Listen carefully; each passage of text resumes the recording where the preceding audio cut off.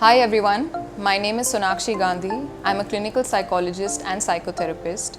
Today we're going to be talking about a very relevant topic that I think resonates with everyone, parents and children. It's called gadget addiction. Now I feel that technology is both a boon and a curse. Boon because I feel it brings you closer to the world. It's almost as if the future is just a click of a button away. And a curse because it's highly addictive and it has devastating mental health consequences. Research suggests that the brain centers responsible for reward seeking, impulsivity, aggression and anxiety are stimulated by gadgets. So one can just imagine that since children don't have the regulation skills that adults do, what kind of impact can gadgets have on them? Coming to the consequences of gadgets and their addiction, the first and I think the most devastating consequence is radiation. Now radiation affects children and adults differently, and the reason is because children's brains are growing, they are developmentally still processing, so there is a higher chance of radiation impacting them more severely.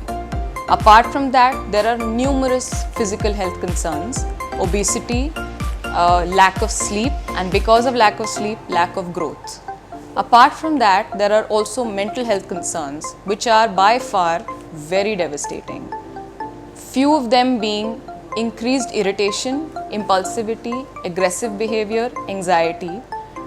Others, of course, being lack of concentration, lack of focus, lack of attention, and academics. Academics is a huge problem because children don't focus on academics when they are busy with their phones or laptops, so that being another consequence. As parents, what can you do to make sure that your child is shielded from this monster that is addiction of gadgets? Here are a few simple tips and strategies that you can use to make sure that your child is safe.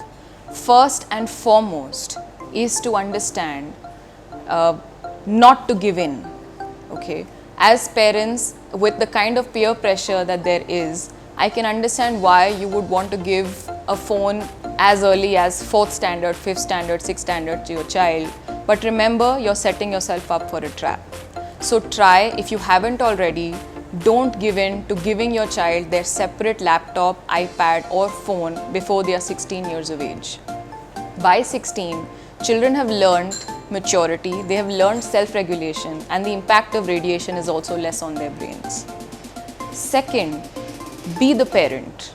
You have to understand that you will have to be the one monitoring their phone time. You will have to be the one who monitors what they are doing on their phones in a friendly manner, of course, and be involved with how they interact with their gadgets. Set phone times, so have tech-free zones also at home. Tech-free times, for example, a meal time can be a tech-free time. So you'll have to have times like that at home. Third, set an example. The way that you interact with your gadgets is how your child is picking that up too. Children learn best by observational learning. So they are looking at you and absorbing that information each time you are obsessively typing away on your phone or looking at a video on your laptop. So be judicious and smart with the way you use your gadgets in front of your children. Remember, it's not safe for you either. Another thing that I think parents need to be very careful of is falling into short-term traps. Parents often use phones as distractions and leverages and rewards for children's good behavior, which I think is extremely devastating because again, you're setting yourself up for a trap. Each time you allow your child to use his or her phone because he or she has been good, that's what your child is going to want each time. So remember not to use your phones or phone times for children or other gadget times for this purpose.